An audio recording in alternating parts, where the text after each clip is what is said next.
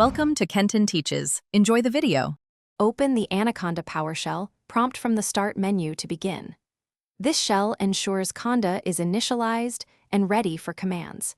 Use Run as administrator for system-level package installations when necessary. The prompt automatically sets environment variables and path entries for Anaconda tools. You will not need to run Conda init manually when using this prompt. Treat this shell as the recommended and supported entry point for all Conda workflows on Windows.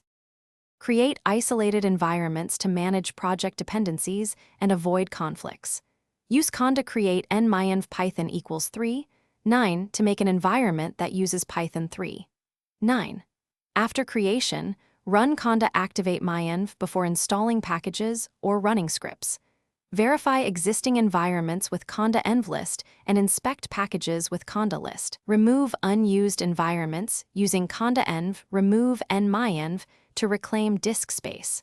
Always activate the correct environment before executing. Install packages inside an activated environment to keep projects reproducible and isolated. Prefer Conda install numpy equals 1.25 or Conda install c condaforge package to get prebuilt binaries.